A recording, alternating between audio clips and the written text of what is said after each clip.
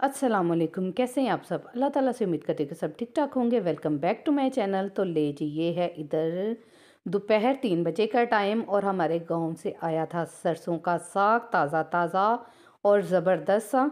और ये साथ में आया था बाथू भी। और सारी चीज़ों का ना अलग-अलग बना कर रख रही थी मेरी खाला जी, और साथ में उन साग को ना साथ साथ काट रही थी। और उन्होंने बहुत ज़्यादा हेल्प की थी मेरी साग बनाने में, क्योंकि साग बनाने पे और पकाने पे बहुत ज़्यादा टाइम लगता है।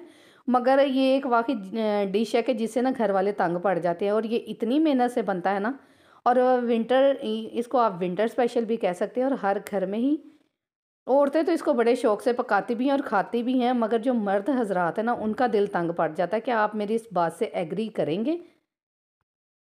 और अब सारे साग को काट कर मैं रख लूँगी और इंशाल्लाह कल हम इसको बनाएंगे। और ले जी, ये है इधर नेक्स्ट मॉर्निंग का टाइम। और देखे सुबह सुबह ही एज़ यूजुअल कितनी ज़्यादा धुंध है। और ये देखे मुर्गियाँ छत पे चढ़ी हुई, ये किसी की छत पे चढ़ी हुई थी, तो मैंने कहा चले ना इसको शूट कर लिया जाए। और देखें अभी भी कितनी ज़्यादा धुंध है। अल्लाह ताला खैर रखे और सबको अपनी हिफाजत में रखे। सर्दी आजकल बहुत ही पड़ रही है, और सबको चाहिए कि अपने बच्चों का और अपना ख़ास तौर पर ध्यान रखें और गर्म चीज़ों का ज़्यादा इस्तेमाल करें। तो इधर जी देखिए, लॉन्च वगैरह में से मैंने चीज़ें उठा ली हैं और कमरों में से भी उठा ली हैं। अब मैं करने लगी हूँ झाड़ू। और झाड़ू करने से पहले मैंने कहा चले ना सीढ़ियों को कर लिया जाए साफ़, क्योंकि सीढ़ियाँ हर घर में ऐसा ही होता है कि सीढ़ियाँ इंसान रहने ही देता है। और काफ़ी दिनों से ना, जब से ये धुंधे वगैरह पड़ी हैं, मैंने सीढ़ियों को साफ़ नहीं किया था। और सीढ़ियों हमारी पे वैसे भी मार्बल वगैरह नहीं लगा, तो ये इसको एक वीक ना साफ़ करें तो ये बहुत ज़्यादा गंदी हो जाती हैं। और झाड़ू वगैरह करने के बाद फिर मैं आ चुकी थी टेरेस में, और अब मुझे डालना था चिड़ियों का खाना। और रोटी वगैरह मैंने डाल दी थी, तो पानी मैंने पहले व्लॉग में जब आपसे शेयर किया था ना इसको डालते हुए, तो तब से ही मैंने डाला हुआ था। तो मैंने कहा चलिए आज ना फिर पानी को कर दूँ मैं चेंज। तो लो जी, असी हुण चलने किचन नीचे ते पकाने साग नूं। और ये देखिए, साग को मैंने रख दिया था और इसको देख के मैंने थोड़ा सा यानी कि बॉयल कर लिया। और अब मैंने इसको डाल दिया है प्रेशर में, क्योंकि आजकल गैस का बहुत इशू है। तो मैंने कहा प्रेशर में जल्दी जल्दी पक जाएगा। तो नमक और हल्दी डालकर मैंने इसको रख दिया है, वेट पर लगा दिया है। और अब इधर डब्बे में हो रहा था मेरा नमक ख़त्म, तो मैंने कहा चले नमक को डाल दिया जाए डिब्बे में। और जो पैकेट बचेगा उसको मैं रबड़ बैंड लगा कर फिर रख दूँगी, इसको खाली नहीं छोड़ूंगी। क्योंकि जो भी आपकी चीज़ें बचती हैं ना, उनको स्टेपलर करके, क्योंकि रबड़ बैंड से कवर करके रखा कर। और मैं आयोडीन का पिंक सॉल्ट इस्तेमाल करती हूँ। और जी इधर जब से मैंने ग्रोसरी लाई थी ना, चीनी रह गई थी डिब्बे में डालने वाली। और तकरीबन मैं ना ये 3 से 4 किलो के करीब चीनी थी, तो इसको मैं बड़े डिब्बे में डालती हूँ। और जो रेगुलर मैं यूज़ करती हूँ ना डिब्बा, वो मेरे पास छोटा डिब्बा होता है। तो ये बड़े डिब्बे में से फिर मैं छोटे डिब्बे में चीनी डाल देती हूँ, जो मैं रेगुलर इस्तेमाल करती हूँ। तो वो इस बड़े डिब्बे को मैं पकड़ूंगी और इसको रख दूँगी मैं कैबिनेट में। ਤੇ ਲੋ जी, ਵੱਡੇ डब्बे 'ਚ मैं पा ਦਿੱਤੀ ਜੇ चीनी, तो ਹੁਣ छोटे डब्बे 'ਚ मैं ਇਹਦੇ ਵਿੱਚੋਂ ਕਰਾਂਗੀ ट्रांसफ़र, तो ਵੱਡੇ डब्बे में फड़ांगी तो रख दूँगी कैबिनेट 'ਚ। और मैं ऐसे ही करती हूँ ग्रोसरी जब भी लाती हूँ, तो ये दालें वगैरह ये सारा कुछ बड़े डिब्बों में मैं डाल देती हूँ, चीनी और पत्ती वगैरह। और जो रेगुलर यूज़ करने वाले मेरे डिब्बे होते हैं, फिर जितनी जितनी मुझे ज़रूरत होती है उसमें से निकाल कर मैं इस्तेमाल करती रहती हूँ। ये नहीं करती कि बड़े डिब्बे ही सामने रखूँ, ऐसा भी फिर अच्छा नहीं लगता। जो ऐसी चीज़ें ज़्यादा होती हैं ना, उनको आप लोग भी साइड पर ही रखा करें। और इधर ऑयल भी हो रहा था मेरे डिब्बे में ख़त्म, तो मैंने कहा चलें ਹੁਣ ਦੋਰਾ ਤੇ ਪਿਆ ਕੰਮ ਦਾ, तो चलो जल्दी जल्दी जेड़ा जेड़ा निबड़दा है कर लीए। क्योंकि सर्दी बहुत ज़्यादा है, जब बिस्तर में इंसान बैठ जाता है ना, तो फिर उठकर काम करने को दिल नहीं करता। मेरी तो यही कंडीशन है। अब आप लोगों की क्या रूटीन है इसका मुझे नहीं पता, मगर सर्दियों में जब बैठ जाएं फिर उठने को दिल नहीं करता।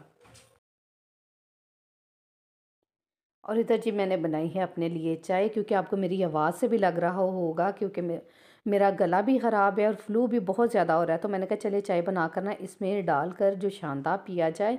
और वैसे भी जैसे जैसे आजकल का मौसम चल रहा है ना, सबको ही चाहिए कि फ़्लू वगैरह ना भी हो, तो डेली का ना जो शांदे का एक पैकेट तो ज़रूर पिएँ आप। उसको चाहे आप चाय में डालकर पी लें या वैसे नींबू गर्म पानी में पी लें। मगर जो शांदे का इस मौसम में बहुत फ़ायदा, अपने बच्चों को भी दें और ख़ुद भी ज़रूर इसका इस्तेमाल करें। और उधर साग पक रहा था और मेरे पास था थोड़ा सा टाइम, क्योंकि साग ने तो खुद ही पकना था, हमने कौन सी उस पर मेहनत करनी थी। पर मेहनत साग ते बड़ी होंगी, वो बाद जो करनी जिन्नी देर तक वो गलता नहीं।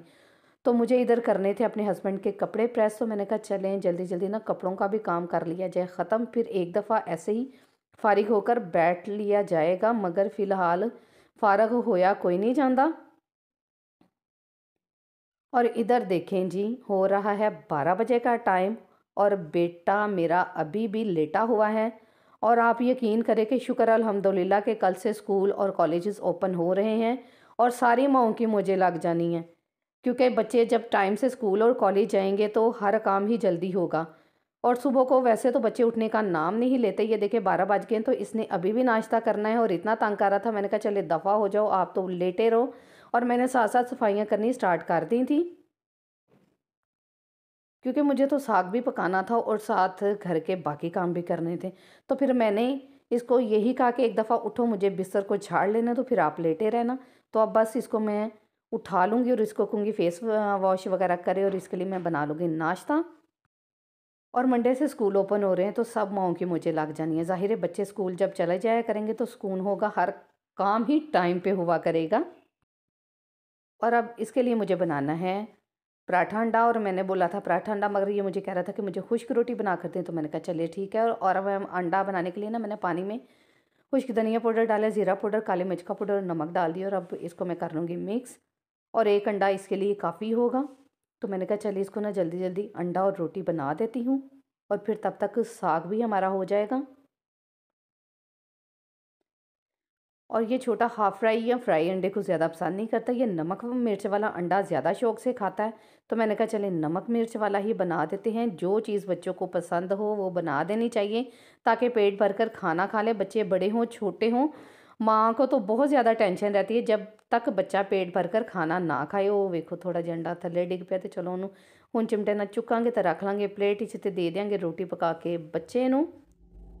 और इधर ये देखें उसकी मैंने रोटी और अंडा तैयार कर लिया। अब मैं जाऊंगी और उसको बेड पे ही दे दूंगी, क्योंकि गर्मी कह रही हूँ, सर्दी बहुत ज़्यादा है। अच्छा है कंबल में ही बैठा रहे।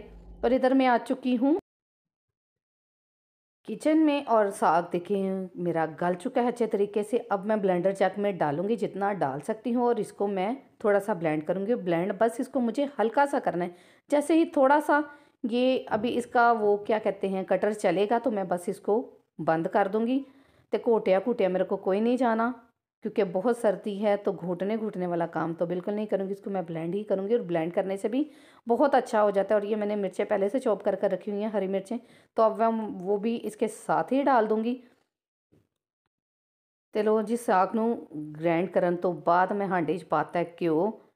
तो साग नूं तुसी भी जदों तड़को ना, अगर देसी घी हो तो वेल एंड गुड है, अगर ना हो तो चलें सूफ़ी का भी आप ले सकते हैं। मगर ऑयल में इसको ना वो तड़कने से ना इतना अच्छा टेस्ट नहीं आता जितना घी में आता है। और घी मैंने डाल दिया है और डाल दिया मैंने साथ ही लहसुन। और साग को तड़कने के लिए घी का मैं ज़्यादा इस्तेमाल करती हूँ। जितना ज़्यादा घी होगा उतना ही साग हमारा मज़े का बनेगा।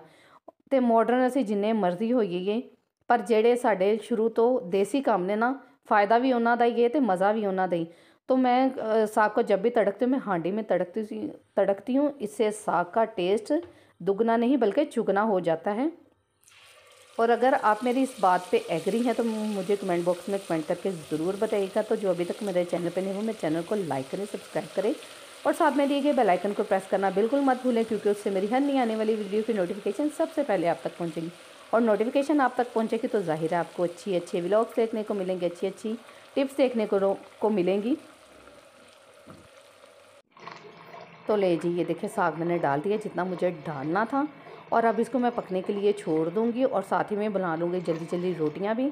क्योंकि हांडी जब एक दफ़ा तप जाती है ना तो फिर इसके नीचे चाहे बिल्कुल लो सा भी फ्लेम होगा ना, ये खुद ब खुद पकती रहेगी। और दूसरी तरफ पे मैंने कर दी है साग वाली देच की यानी कि हांडी को, और मैंने रख दिया ऊपर तवा और साथ साथ मैं बना लूँगी रोटियाँ और साथ साथ देखते रहेंगे हम साग को। और इधर देखें जी साग हमारा डन हो चुका है और इसके नीचे से मैंने फ्लेम को भी कर दिया है ऑफ। मगर बबल आप चेक करें कि अभी तक घी के बबल बन रहे हैं साग के साथ, क्योंकि मैंने आपको पहले भी बताया ना कि हांडी को एक दफ़ा जब गर्म हो जाए ना तो उसके नीचे से फ्लेम को ऑफ भी कर लेना। तो फिर भी ये 5 से 7 मिनट तक इसका कुकिंग टाइम चलता ही रहता है। और रोटियां बनाकर मैंने उनको चोपड़ लिया था देसी घी से और देखिए कितनी मज़े की रोटियां लग रही हैं। और साथ ही मैं अब बाउल में डाल लूँगी साग को। और सर्दियों में मैं कोई सालाना प्लेट वगैरह में नहीं डालती, क्योंकि डालते डालते ही ठंडा हो जाता है। तो मैं ये ना बाउल में डालूँगी ताकि साग खाते खाते गर्म रहे। और यहीं पे करूँगी मैं आज के अपने व्लॉग का एंड। तो मुझे पूरी उम्मीद है कि मेरा आज का व्लॉग आपको ज़रूर पसंद आया होगा। नेक्स्ट व्लॉग के लिए देखते रहें एसएस फूड किचन। अल्लाह हाफिज़।